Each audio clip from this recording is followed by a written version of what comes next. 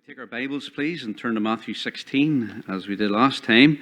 Now, this is the second part of the signs of the times, and this is actually the last message that we will be bringing on the prophecy in the new series. We've been in this since December. I can't believe that, but we've come a long way with that, and hopefully it's meant something to you in your studies concerning prophetic truths.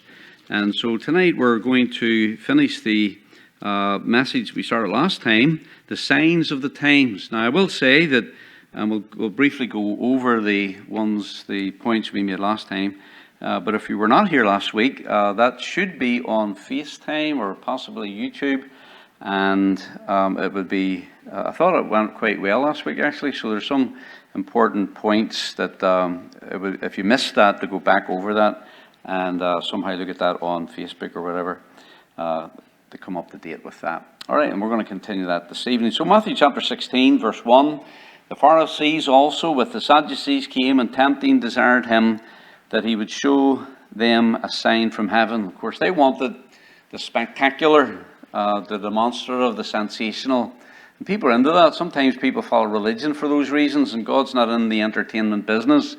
He's not here to entertain us, to show us signs for our gratification. The signs are given for purpose. Everything that God does is with purpose.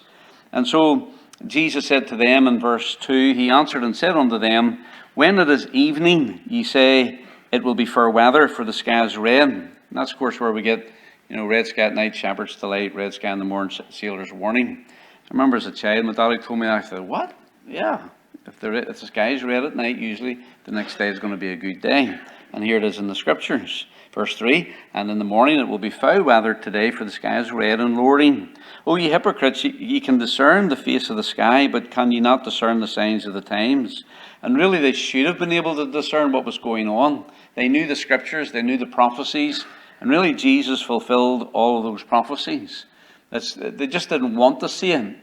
The light is there if we would open our eyes.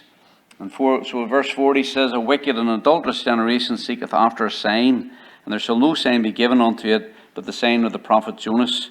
And of course that was that Jonah was in the whale's belly for 3 days and 3 nights, and so Jesus would be buried and be raised on the third day. And he left them and departed.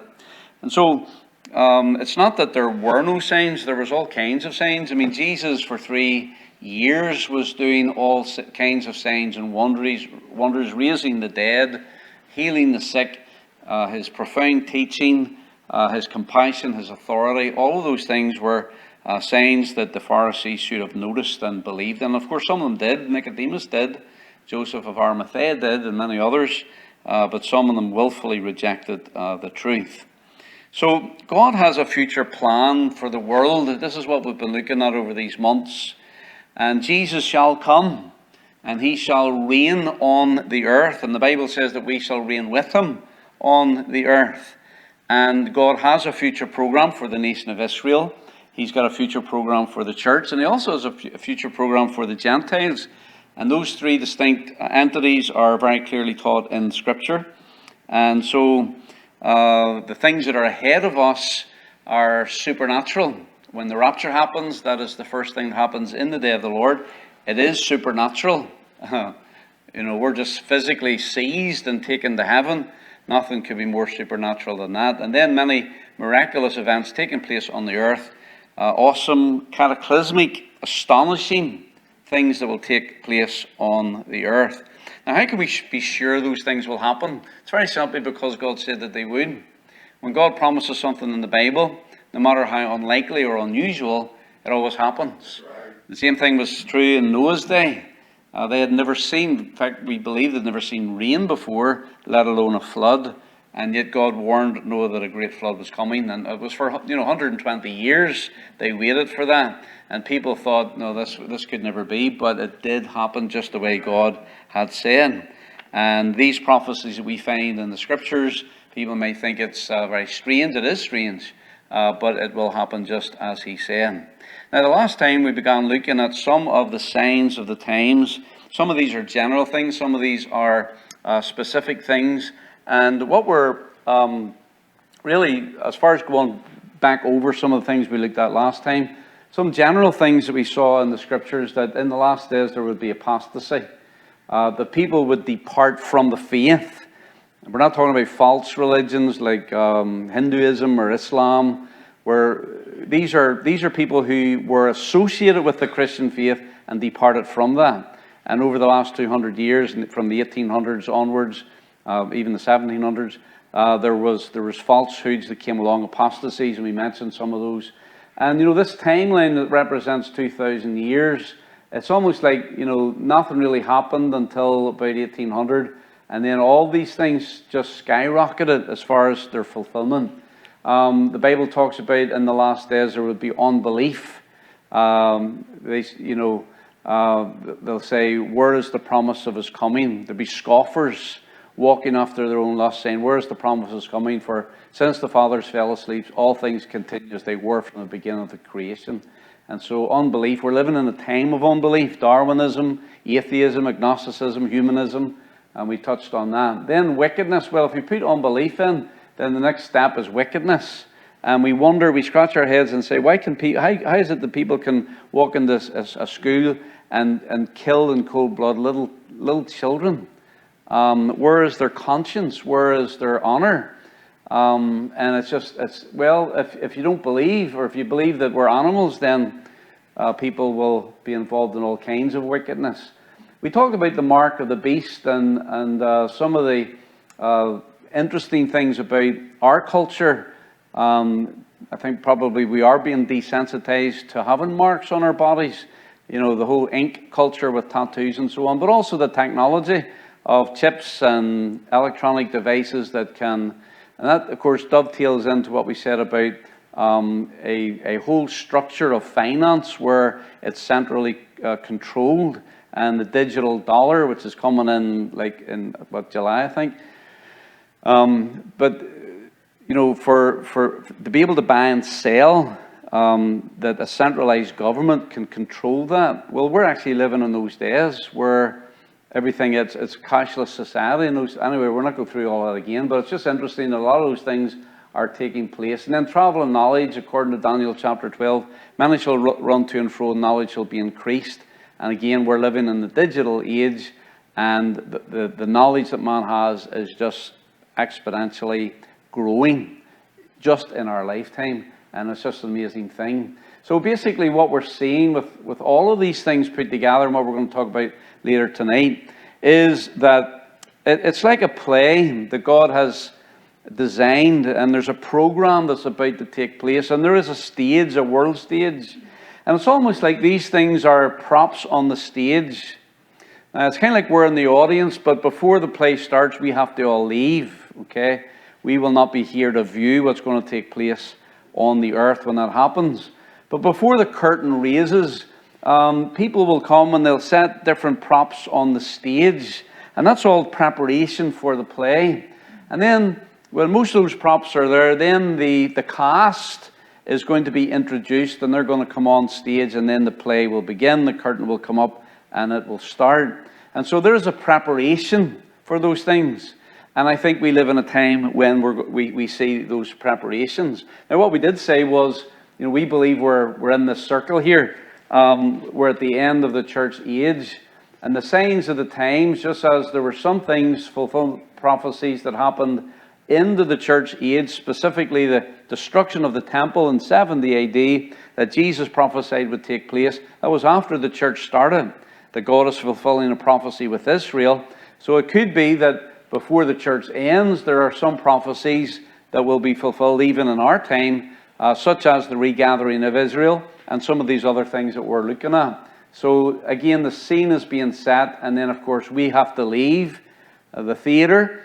But once we're gone, then the curtain will lift and these things will come to pass.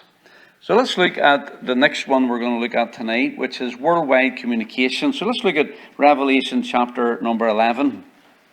So some of these signs, some of these props that we see on the stage, some of them are general things. Some of them are very specific things. Some of them are, to generations gone by, very peculiar and curious, and things that would be misunderstood or not understood the way we could see them today. In Revelation chapter 11, we're introduced to the two witnesses that I believe witnessed during the first half of the tribulation. And we will not get into all of this, but we'll come down to verse 3. He says, I will give power unto my two witnesses, and they shall prophesy 1,260 days.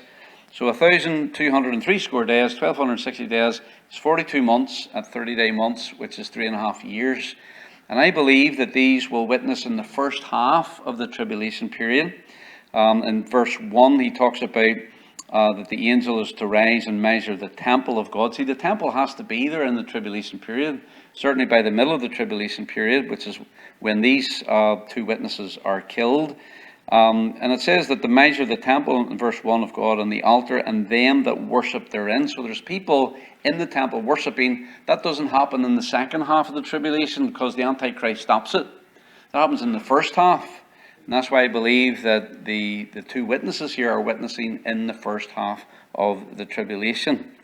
Verse 4, these are the two olive trees and the two candlesticks standing before the God of the earth. Interestingly, in our study of Revelation, we're in the time of the 7 candlesticks right now, which is the churches. Jesus is in the midst of the church, but at this time the church is gone. And now we have 2 candlesticks, which are these two prophets. Verse 5 says, and if any man will hurt them, fire proceedeth out of their mouth, and devoureth their enemies. See, this is a time of supernatural things. And so these 2 prophets are able to prophesy for these 3.5 years. If anybody tries to kill them, and there will be many that try to do that, I'm sure, they're unkillable. They can't, they're able to defend themselves. The Bible says the fire comes out of their mouths, devours their enemies. And if any man will hurt them, he must in this manner be killed. These have power to shut heaven, that it rain not in the days of their prophecy. So one of the things that they're able to do is to stop the rain from falling. And for 1,260 days, which is 42 months, which is 3.5 years, is there anybody else to stop the rain from falling who was a prophet? Elijah. For how long? 3.5 years. That's kind of interesting. So that's one of the reasons I believe that Moses is one of these prophets. Okay, you say, well, Moses is dead and buried. Well, who was it that spoke to Jesus on the Mount of Transfiguration? Moses and Elijah. Okay, and I believe the other guy is Elijah. That's Elijah. What am I talking about? That's Elijah first, and then Moses. So Elijah has power to shut up heaven that it rain not in the days of their prophecy, and then have power over the water to turn them to blood. Well, who did that? Against Pharaoh in Egypt. That was Moses that done that. And smite the earth with all plagues, and that's what Moses did, the 10 plagues upon Egypt, as often as they will. Now, we don't know who these guys are.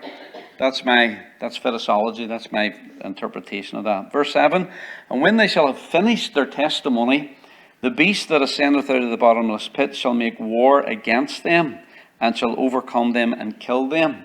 So this is speaking about the Antichrist. The beast we believe is the Antichrist. In the middle of the tribulation period, according to chapter 13, which we're not getting into tonight, he is indwelled by Satan. Satan is cast out of heaven. He enters into this man, the Antichrist, and then he has power to overcome these 2 witnesses and to kill them.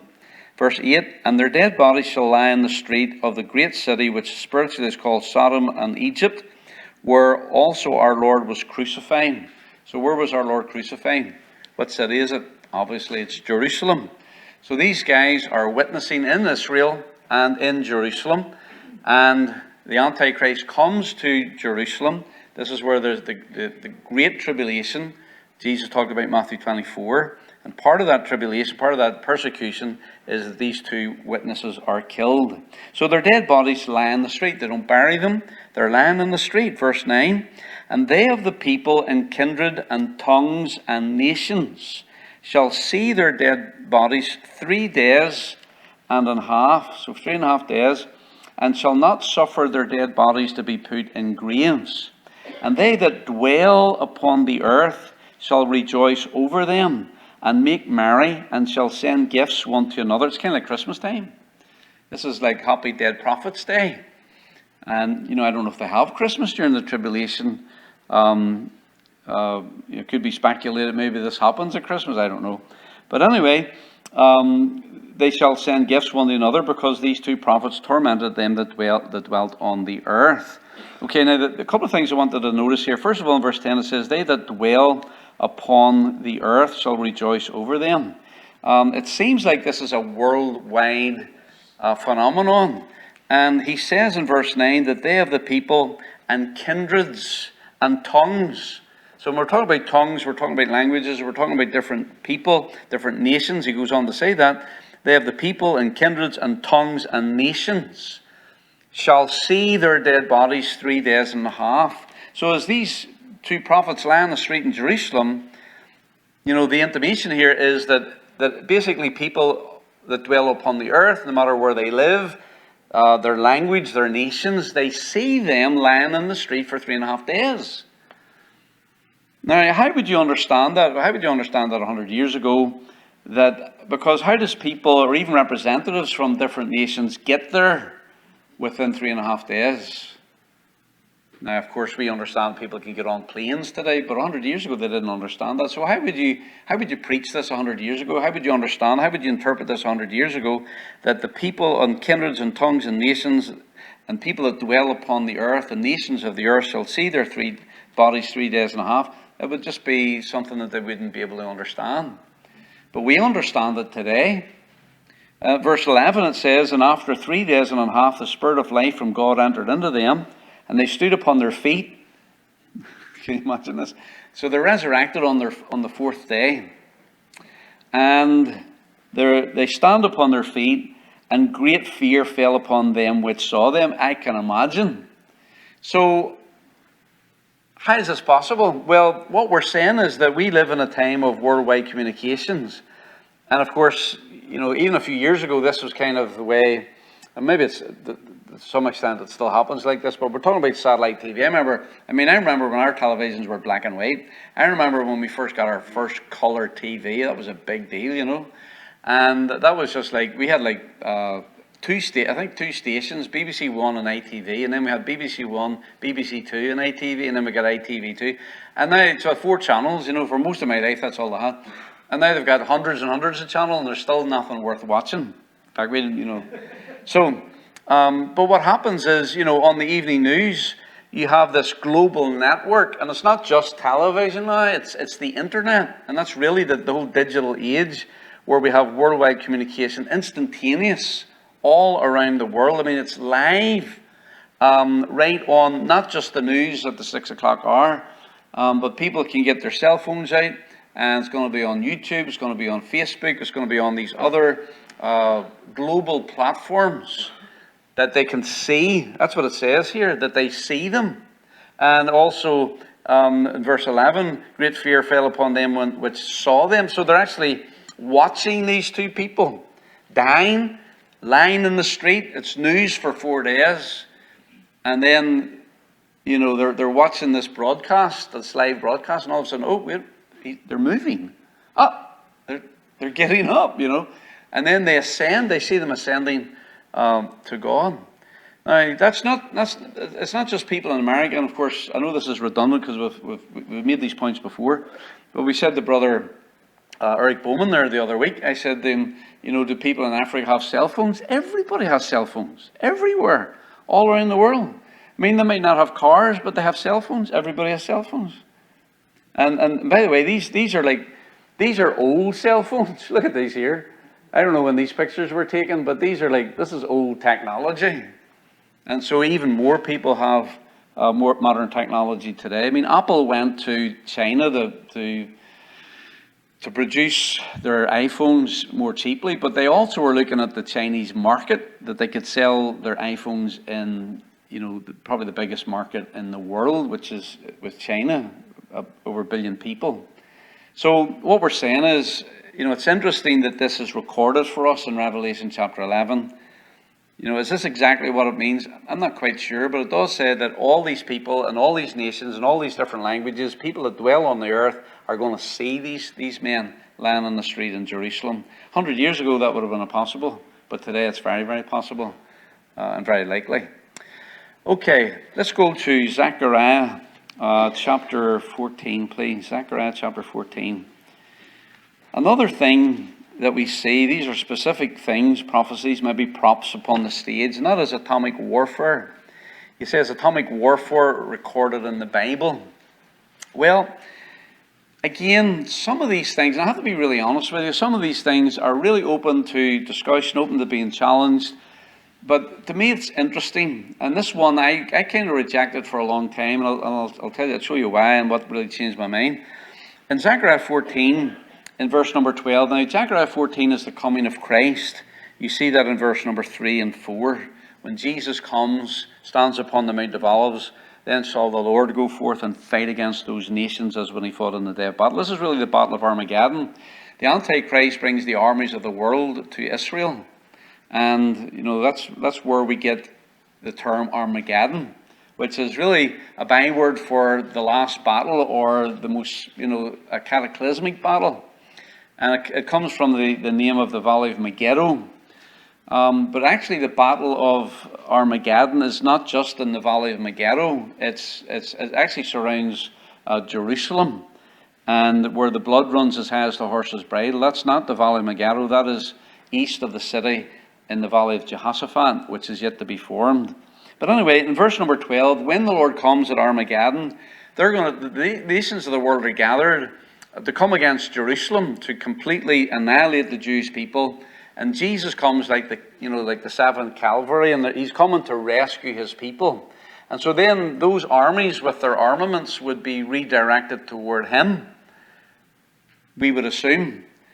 And Jesus is coming and he defeats his enemies, really with the breath of his lips, according to Isaiah chapter 11. He slays his enemies with the breath of his lips. The two-edged sword proceeds out of his mouth. But notice verse 12, this is kind of interesting. It says, and this shall be the plague wherewith the Lord will smite all the people that have fought against Jerusalem. Okay, so here's the people who are coming. They're fighting against the Jewish people, going to wipe them out. And the Lord comes to defend them, and here's what the Lord does to them. Their flesh shall consume away while they stand upon their feet, and their eyes shall consume away in their holes, and their tongue shall consume away in their mouth.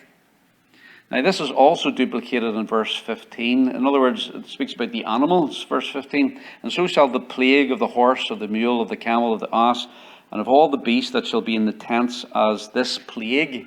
So he's describing a judgment of God upon these enemies that are coming against the Jewish people. And he says, their flesh shall consume away while they stand upon their feet. Now, what does that mean? And he's very specific about it. He talks about their eyes, in their eye sockets, their tongue. So these are moist areas of the body. Your eyes are moist, your tongue is moist. And it says their flesh consumes off their body while they stand upon their feet. Now, think about that. When this was written, it would be nothing for a person to decompose lying down. He's dead, his body's lying on the ground, his flesh consumes off his body. He decomposes while he's dead, he's lying on the ground. But how can you decompose while you're standing upon your feet? I don't think that's possible in the sense of our normal understanding of things. And certainly at this time, they would have no understanding of someone, their flesh consuming off their body in a millisecond while they're still standing upright. So this happens very, very quickly. And also the moist areas of the body are the parts of the body that are involved. Now, there are those who would explain to us that this is actually a description of nuclear warfare, and in particular, the neutron bomb. I thought I had this one back. Let me just do this. I'll come back to the other ones. The neutron bomb is something that was developed particularly for the European theater against the Russians, because Russia has, during the Cold War, many more tanks than what NATO had. And also, if you're fighting, Soviet Union, you're in populated areas, towns, and they wanted a way to be able to defeat en masse an armored military without destroying the whole country, destroying all of the towns. Now, neutron bomb, now again, this is just something for you to think about. A neutron bomb is really detonated in the atmosphere, and let's see if I've got the notes on this. The blast area and the heat is very, very intense, but it's the radiation from a neutron bomb that really does the damage. And so what happens is, obviously in the blast zone, even the buildings will be destroyed. But in this perimeter here, the buildings remain basically intact. And even armored tanks would still be intact outside of this initial blast zone, okay, which is 25 acres according to this. And then outside here, there's nothing touched. Horses, wildlife, animals, and people are okay. It's only where this is directed on those military installations or armored vehicles and so on. What actually happens is everybody in these tanks is dead.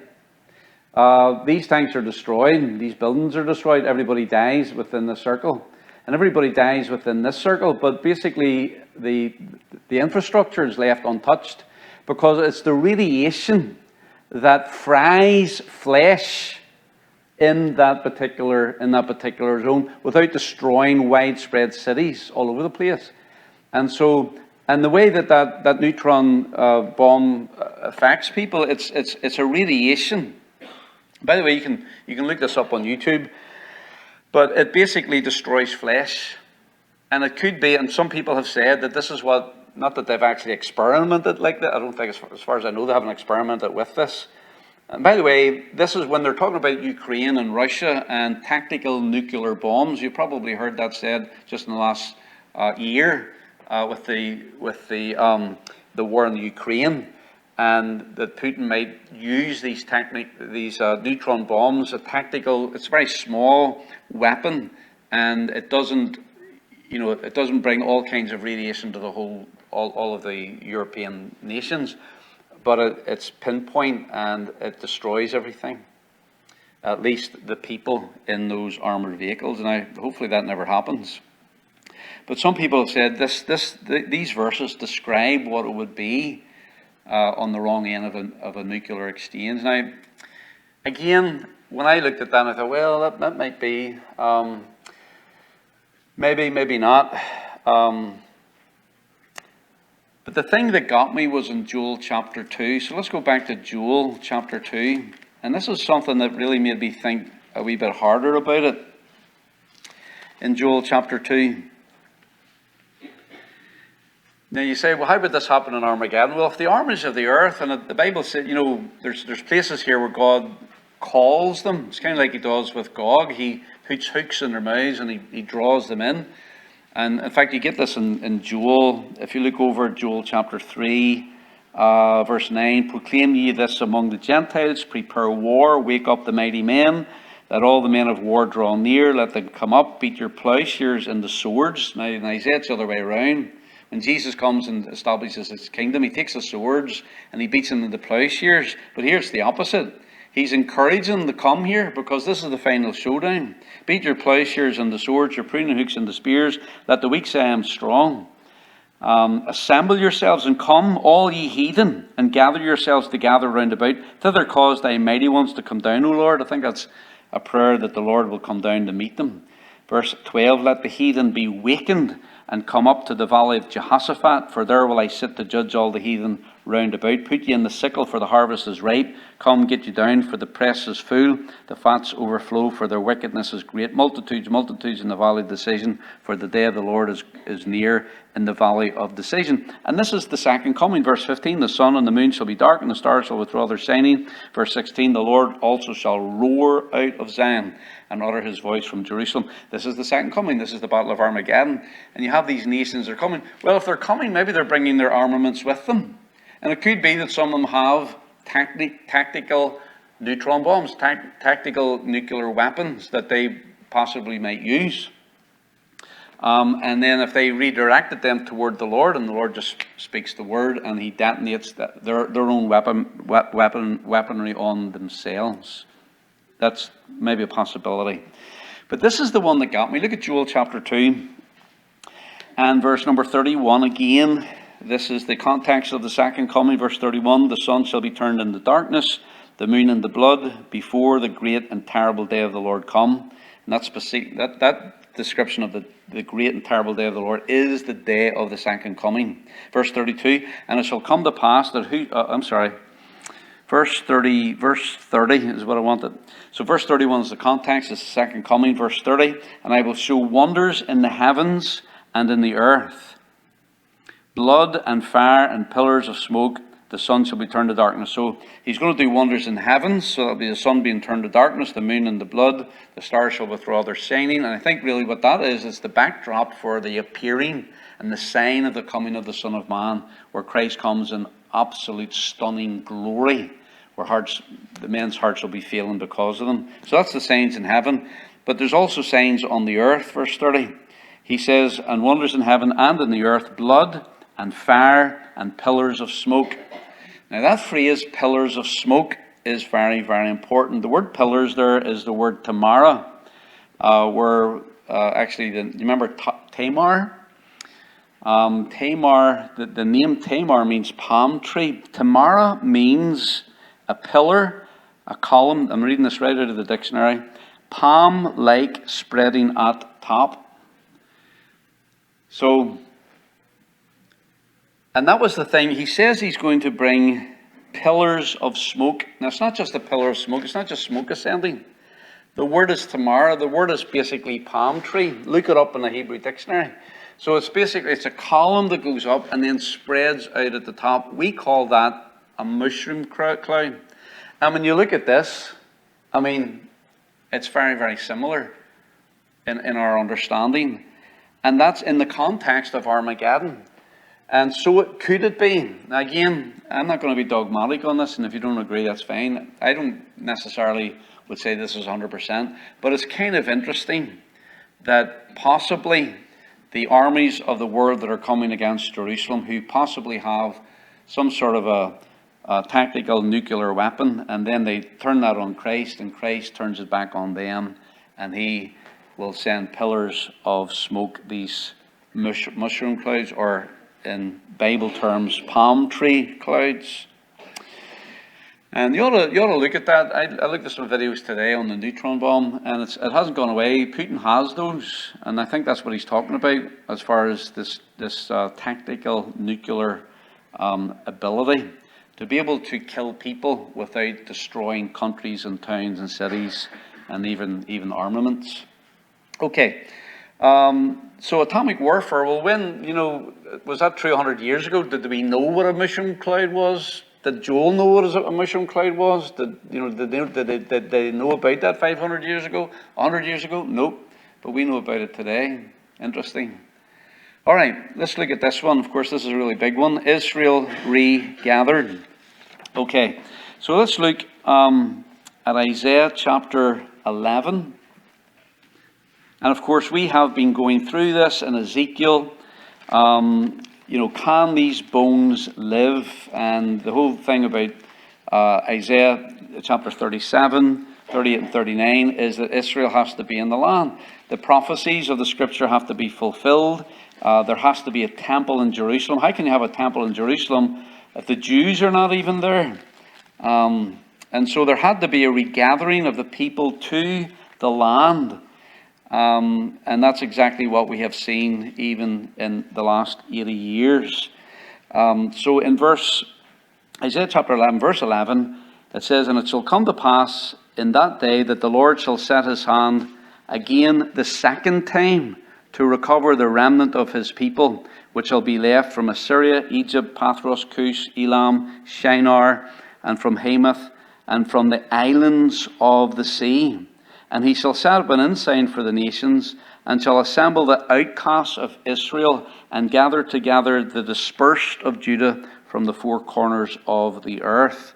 Now I think that's actually the ultimate fulfillment of that, as we read in Matthew 24, when he sends those angels that will gather the Jewish people, because they're going to be scattered during the tribulation period. But the point is here that in verse number 11, that the Lord promises to set his hand again the second time. When was the first time? The first time was when they returned from Babylon. And during the time of Jesus, the Jews were in the land. 70 AD, the destruction of the temple, the Jews were expelled. Millions of I think 1 million of them were killed in 70 AD in the Roman wars against them. But they were basically thrown out of the land. From that time onward, there was a diaspora, even before that, but certainly from 70 AD, the Jews were scattered throughout the nations. And so the first time is when they came back from Babylon. The second time is May 1948. I believe that. And really, if the Jews left the land tonight and were completely scattered again, and then the Lord would have to bring them back again for these prophecies to be fulfilled, you'd have to say that was the third time. Right? The first time is after the return after the Babylonian captivity. The second time is May 1948. How could you say otherwise? Are they in the land? Yep. Do they have a nation? Have you ever been to Israel? They're there. Big time. All right. So the Bible prophesies that they would come back. Okay. In May 14th, 1948, the modern state of Israel was established again. In the Six-Day War in 1967, they didn't obviously, in the War of Independence, they didn't own Jerusalem, and everything on the West Bank was basically Palestinian. They literally had a sliver along the Mediterranean coastline is basically all that they had. They didn't have the Golan Heights or anything like that. But when they were attacked in 1967, the Six-Day War, Israel took Jerusalem. They controlled the Temple Mount for about 6 days, and then they turned it over to the Jordanian Waqf, and the Muslims basically controlled it ever since then. The only control the Jewish people, the Israelites Israel has on the Temple Mount is their security. And so if they start rioting up there, the IDF go up there, the police force goes up and sorts it out. But I mentioned several times that even the Jewish people are forbidden to go up and worship up there and pray up there. And it was only, even I remember even 4 or 5 years ago, they were not allowed to go up there at all. They knew they were Jews, they were forbidden to go. And even if you go as a Christian, as a foreign tourist, there's only certain days that you get to go. And when you do go, you have to behave yourself. You're not allowed to pray, you're not allowed to bow your head, nothing like that. That's all belongs to Islam. So, now, in May 1948, when they came back into the land and they had their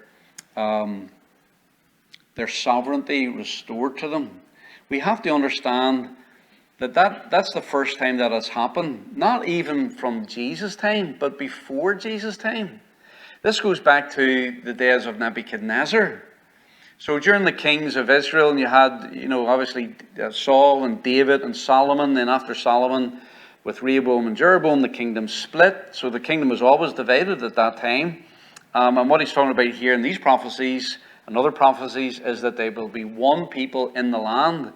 Now, they did come back from Babylon, and the Jews were established in the land during Jesus' time. They were there, but understand that they didn't have sovereignty in their own land, because who controlled Israel even during the time of Jesus? It was the Romans.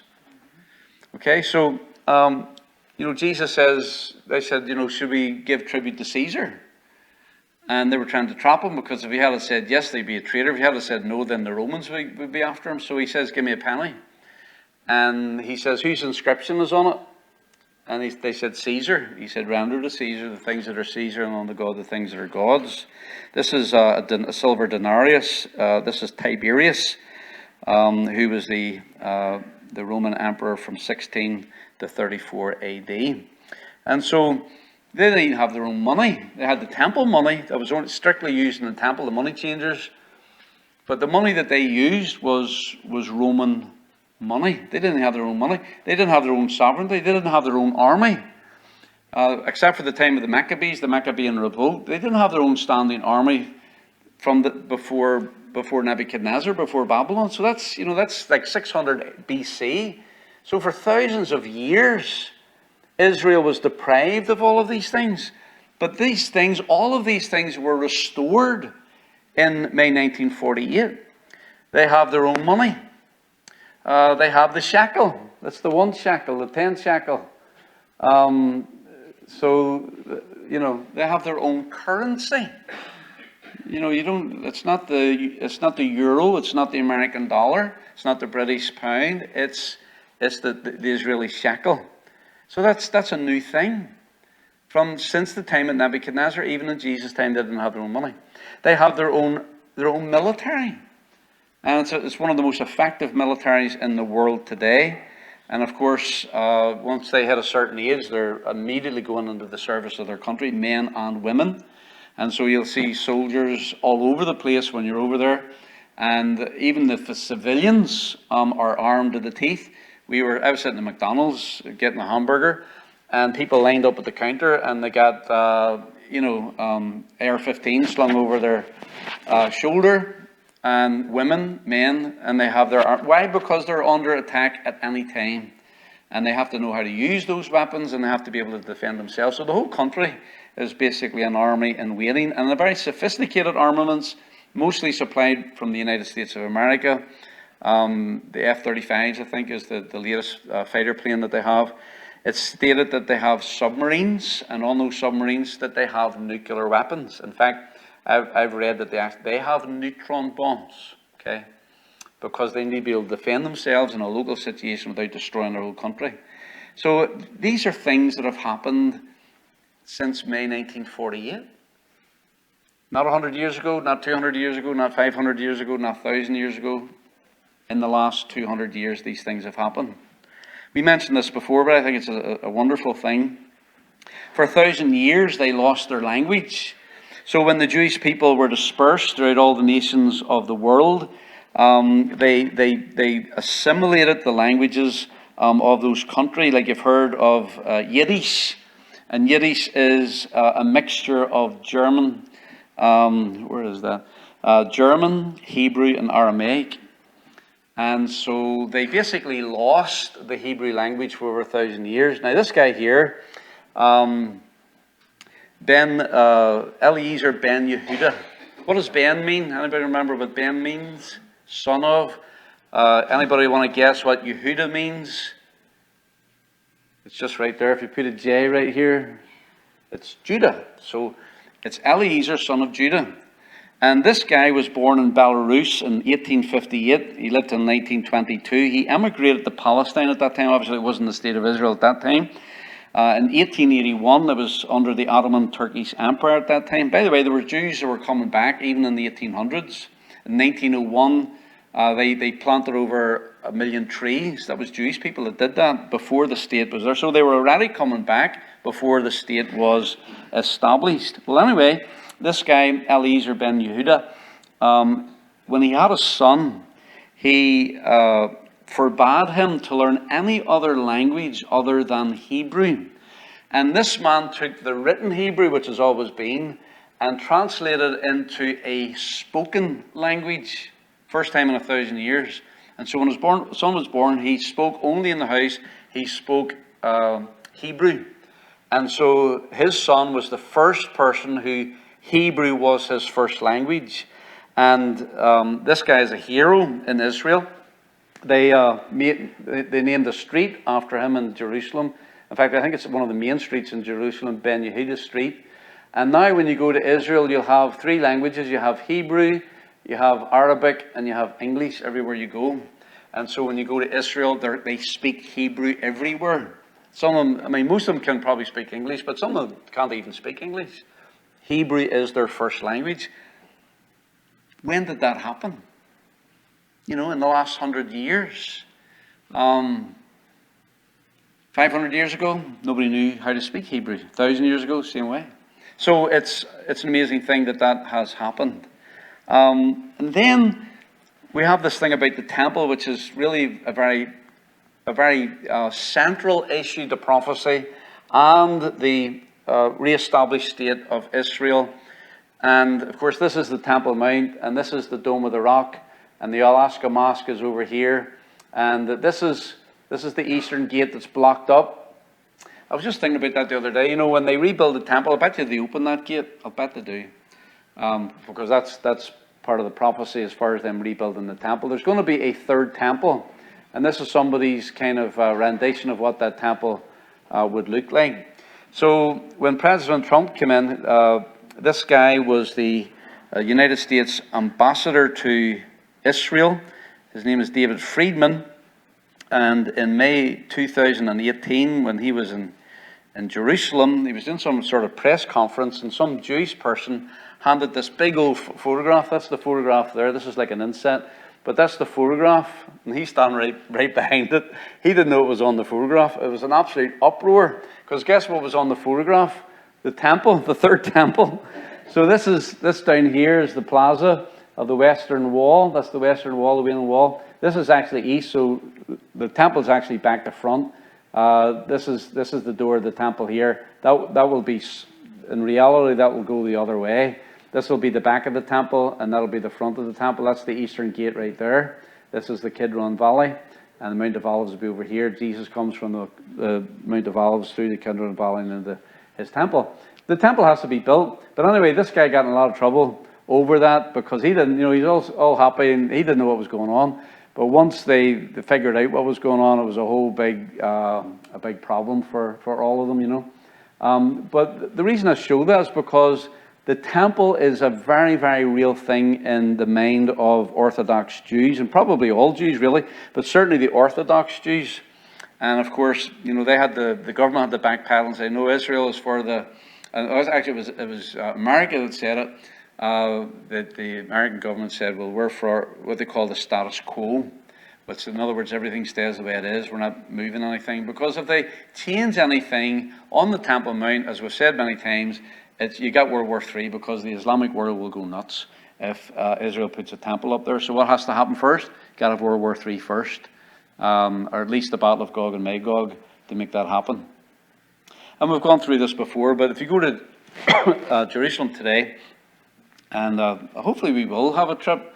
I don't know, we'll have to get this done first, but Lord willing, maybe in a few years we'll put a trip on, maybe go with a bigger crowd or another group somewhere, but get to go visit Jerusalem. It is an amazing thing. You love it. But you have the Temple Institute. You actually go to Jerusalem, street in Jerusalem, you go into the Temple Institute, and you can see all these things that they have made. We've saw some of the videos before about the Kohanim and their training, and how they've, the red heifer and all of that. They're all into that. And they've already produced, these are the vessels of the temple, the lavers. Even that one there, that's a shovel for taking the ashes out of the brazen altar. This is the menorah that I saw when I was there. This is right outside the Western Plaza. And it's valued, it's probably more than $2 million now. 65 pounds of gold. So that's a lot, isn't it? But notice how they put this down. This was recreated for the first time since the destruction of the second temple. So the first temple is Solomon's temple. The second temple is Herod's temple during the time of Jesus. And the third temple will be the new one. Okay? So this is recreated the first time since the destruction of the second temple, which happened with with the Romans in 70 AD. And according to the research conducted by the Temple Institute, the creation of this golden menorah was based on comprehensive research according to the writings of the Maimonides and the great sages in Israel. The menorah is overlaid with one complete kikar of pure gold that is fit to be kindled in the holy temple. At the time it is brought to its proper place within the sanctuary. In other words, they know this is not the proper place yet. When that time happens, it shall be sanctified for the divine service of the holy temple. May it be rebuilt speedily in our days. They're serious about it. But all those things, and again, we're just kind of skimming over it, but all those things, to me, I have to say, there's something going on here. And there's something going on in these last 200 years and in these last 100 years. And really, in the last 20 years, things are just piling up. And here you have this graph where it just starts out nothing, and then it just starts, and then all of a sudden, boom. It's just, all these things are happening. One last thing. Let's go to quickly to Daniel chapter number 2. Daniel chapter 2. So, God gave to Daniel a prophetic calendar of things that would take place. You get that in chapter 9, and we'll look at one point in chapter 9 here in just a moment. But in chapter 2 of Daniel, he gave him really a chart of the Gentile kings. So if you look up here for just a second, you're familiar with this little chart here. And so Daniel here he is here getting the prophecy, 605 BC, and he sees this great image. Now it's on the side here. We'll sort that out in a minute. But what that image represents is Gentile power over Israel. And so it's called the times of the Gentiles. And it goes from the time of Israel's fallen kings until Israel is restored and the King of Kings comes. They shall fall by the edge of the sword, shall be led away captive into all nations, and Jerusalem shall be trodden down of the Gentiles. And it's still, think of the Temple Mount, it's still trodden down of the Gentiles until the time of the Gentiles be fulfilled. This represents the time of the Gentiles. And so he talks about in Daniel 7, and he tells us what this image represents. Okay, so we're not going to get into all the detail tonight, and most of you already know about it. So the head of gold is Babylon, Nebuchadnezzar, Babylon. That's the first Gentile power that's controlling Jerusalem, controlling Israel. They're followed up by the next kingdom, which was Media-Persia. And then they were defeated by Alexander the Great, the Grecian Empire, which is, so you get the arms of silver, Media-Persia. And then the belly of brass, Alexander, and the Grecian Empire. And then after Greece comes the next world power, Gentile power, which is Rome. And of course, Rome is divided, the Eastern and the Western. Like you got the Roman Catholic Church, you got the Eastern Church on the religious part of that. But and then you come down to the feet, and the feet are made of iron and clay. What does that mean? We're not sure. The clay it's not soft clay, it's brittle clay. So it's partly strong and partly broken.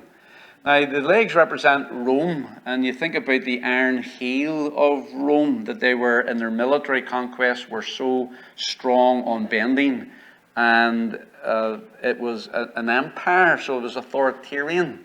So that speaks of the iron. But there is, and of course, the Roman Empire dissolved, and you say, well, what kingdom came and defeated Rome and now became the world kingdom after Rome? Well, there was no kingdom that defeated Rome. It basically fizzled out. There was different groups, the barbarians, the Germanic tribes, and so on, but there was no massive kingdom like the Grecian kingdom to defeat Rome and to supplant Rome. So what the Bible basically says is that there's going to be a revival of this Roman Empire.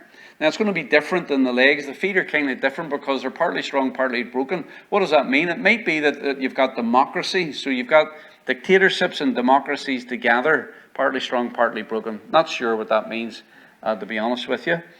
But the Bible then said, and we've got to read it, but there's a stone that is cut out without hands. That's supernatural. Falls from heaven, smites the image upon its feet, and destroys the image. In other words, this is Christ's kingdom coming and replacing, and this is so important, Christ's kingdom does not coexist with Gentile powers. People say this is the kingdom. It's not the kingdom. This is not the kingdom.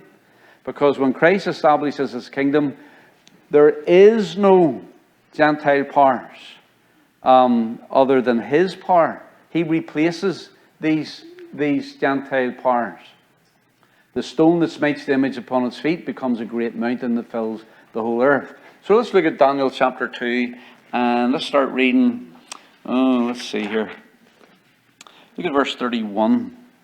Thou, king, sawest, Daniel talking to Nebuchadnezzar, and behold, a great image, the great image whose brightness was excellent, stood before thee, and the form thereof was terrible. This image's head was of fine gold, his breast and his arms of silver, his belly and his thighs of brass, his legs of iron, his feet part of iron, part of clay. Thou sawest till the stone was cut out without hands, which smote the image upon his feet, that were made of iron of clay, and brake them to pieces. And the iron and the clay and the brass, the silver and the gold broke the pieces together, and became like the chaff of the summer threshing floors, and the wind carried them away, that no place was found for them.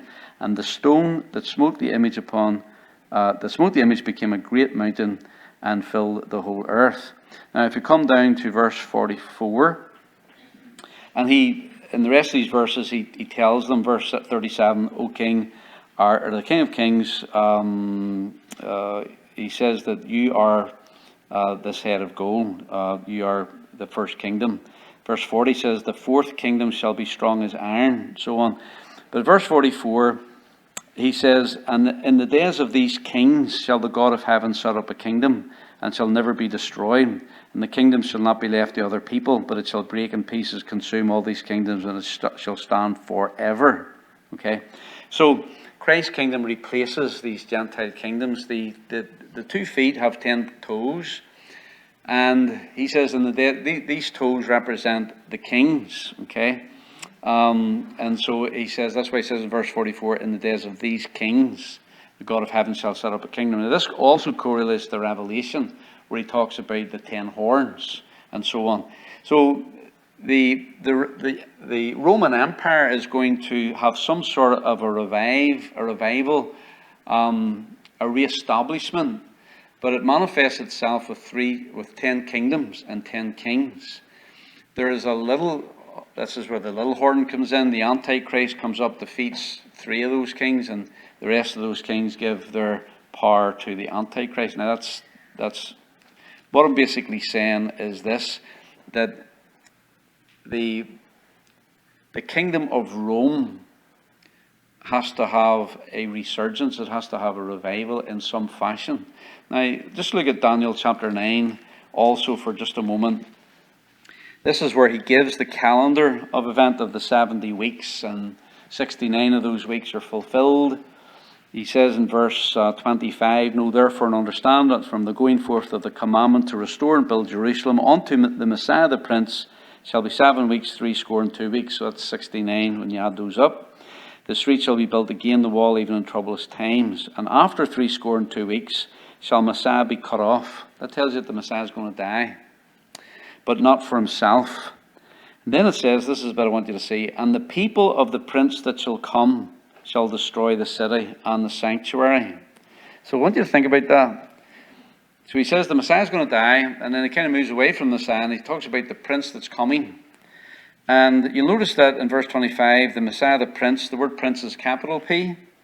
When you come down to verse 26, the people of the prince that shall come, that prince is a small p. So people mix those two up. Okay, the prince, the Messiah with capital P is obviously Jesus, and he's going to be cut off. But then he talks about the prince that shall come, and that's what verse 27 is talking about. And he, the prince that shall come, shall confirm the covenant with many for 1 week, and in the midst of the week he shall cause the sacrifice and oblation to cease. So we believe this is the Antichrist. He makes this covenant, this promise with the nation of Israel. And we always call that a peace covenant, but it doesn't mention peace. It has to do with sacrifice and oblation. And he breaks the covenant in the middle, 3.5 years in, and he causes the sacrifice to stop, the abomination of desolation. But I want you to notice again, verse 26, the people of the prince that shall come shall destroy the city and the sanctuary. So here you have in Daniel a prophecy that there's going to come a man who is going to destroy Jerusalem, and he's going to destroy the sanctuary, which is the temple. Now, did that happen? Yes, 70 AD. Who did it? The Romans.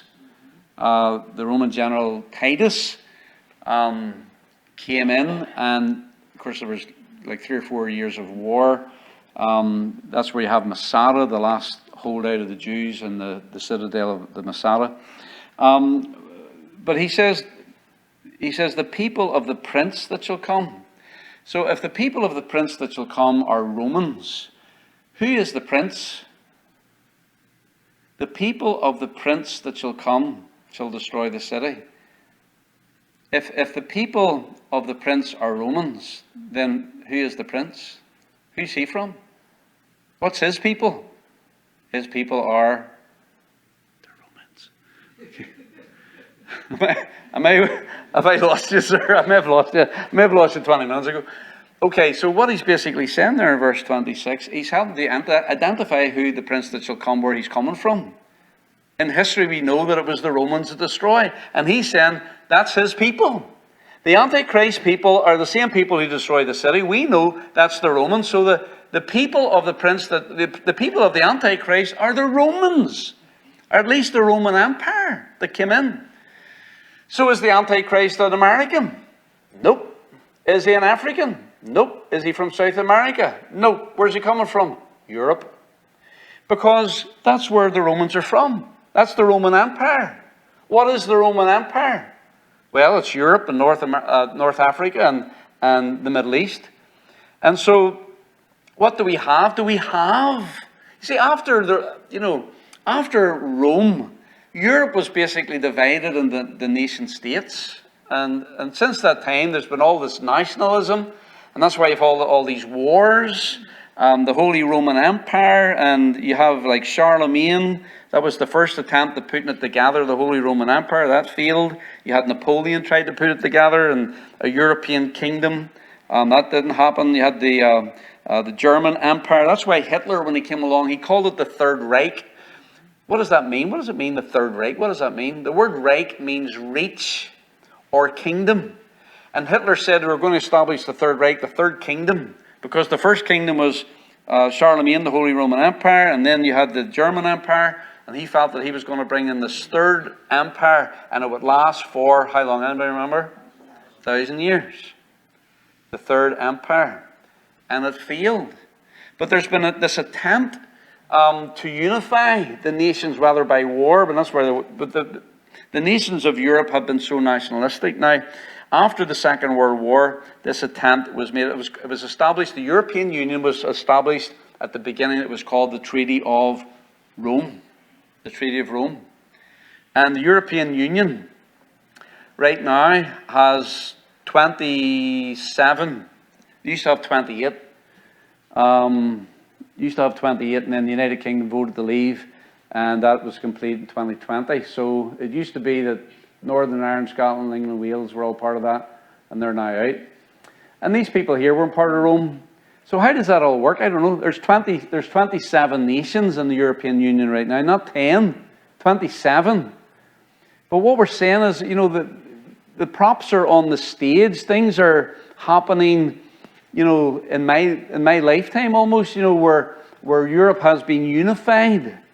And it really has been unified, even though Britain, I mean, the reason Britain came out of it is because the European Union was actually flexing its muscles so much that, and Britain being, you know, at least the night, and they were divided right down the middle on the Brexit thing. But the reason they wanted to come out is because Europe had so much control. It's like the European court telling America what your laws should be. They'll come in here and say, well, the Second Amendment, we don't agree with that, that's out. And our laws supersede your laws. And you're thinking, excuse us, we are the United States of America. We go by the Constitution, not by the European. And that's why Britain got out of it. But look at some of the things that have taken. I don't even get into this here. That's the European Parliament bill in Strasbourg, France, right? And it's basically modelled after the Tower of Babel. What was the Tower of Babel about? Everybody coming together, one language.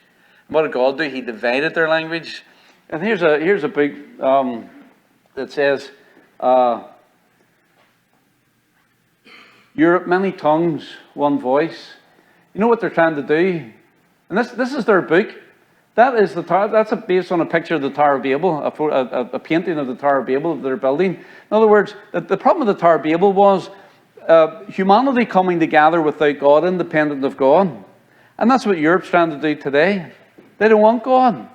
They've got the answers to all the questions that Europe has had and all the wars, at the end of the wars in Europe and so on. Never worked. But think about what has happened in Europe. They have their own currency, the euro. And so if you go to France, it's the euro. You go to Germany, it's the euro. It's a common currency. Now we saw with Israel, that's really important because that's really part of your sovereignty. And so they have their own currency, they have their own government, European Parliament, European courts. That's what Britain was having the most problem with, as they were bringing their laws in, superseding the British laws, because they have so much centralized power. And really it's like another kingdom, like the Roman kingdom, like the Grecian kingdom, like the Medo-Persian kingdom, like the Babylonian kingdom. And this is like, it doesn't have Rome on it, although it was the Treaty of Rome, but it's basically the same landmass and the same peoples that are unifying together. And you're thinking, now it's not 10 nations, but you're thinking, you know, the groundwork is laid. And things happen so quickly with nations and with politics. And of course, this was my old passport, United Kingdom of Great Britain and Northern Ireland, yeah. But notice at the top, under all of this is all under the European Union passport, European passport. That's sovereignty. That's nations giving up their sovereignty for this kingdom. And then this was the most concerning thing, I thought. Of course, you got EU citizens. Well, what does that mean? What does it to be a European citizen? Well, I'll tell you what it meant. During the time when Britain was in, you could get on a plane, go to France, or go to south of Spain, and you could live there. You didn't need to have a visa. Didn't have to have any kind of immigration thing. And in fact, the Social Security from Britain would send their money to south of Spain, and they had expats living down there on the coast of the sun, Costa del Sol, living it up in the south of Spain instead of rainy England, and they were loving it. So when Britain pulled out of it, they were really very, very unhappy campers, But EU citizens, and then this, look at here, European military, the U4. I mean, that's a real thing. See the badge there? That's a military uniform with a European badge on it. And by the way, the whole 12 stars thing, that's another thing. Don't get me started on that. Where does that come from? I'll tell you where it comes from. Revelation chapter 12. Well, we'll get to that when we get to that in next year. But you say, well, that's 12. No, there's not 12 nations in Europe. There's 27 nations. Well, why do they have 12 stars? Because there's something else involved here. There's a religious aspect of this. And those nations are primarily Roman Catholic nations. And those 12 stars are mentioned in Revelation chapter 12, which is actually speaking about Israel, the 12 tribes of Israel. But they think that's Mary. Have you ever seen a picture of Mary and she has a crown that has 12 stars in it? That's where that comes from. So there's things happening that are weird. And it just seems like there's a bigger program going on. There's a bigger agenda than what we can see on the surface. And I think there is. And I think that Europe, no matter what shape it's in right now, is the groundwork, is the foundation for this revived Roman Empire. And in the days of this is where the Antichrist is coming from. And in the days of these kings, Jesus is coming to set up a kingdom. And he's going to destroy. So when you put all those things together, are we going to, do we know when Jesus is coming? Do we know when the rapture is happening? And the answer is absolutely no, we do not know. But what we're saying is when we look at the stage, we're sitting out on the seats in the theatre, and we're kind of taking a look here, and we see people up here moving props around, and they're bringing stuff in from the side, and they're putting stuff ready for the play. The curtain's not up yet, and the actors are not here yet, but boy, they're getting things ready. And we got to go, and we're going to be taken out. And by the way, probably a lot of the props and the actors and stuff will be finalized after we have left the building. Once we're gone in the rapture.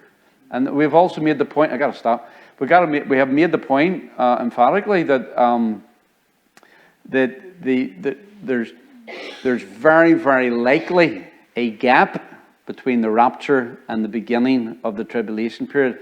A gap between the rapture taking place and the covenant which begins the 70th week of Daniel, made by the Antichrist in Israel. There's a gap, and there's no doubt in my mind there's a gap in there. And that's probably where the battle of Gog and Magog takes place as well. But it gets you thinking, doesn't it?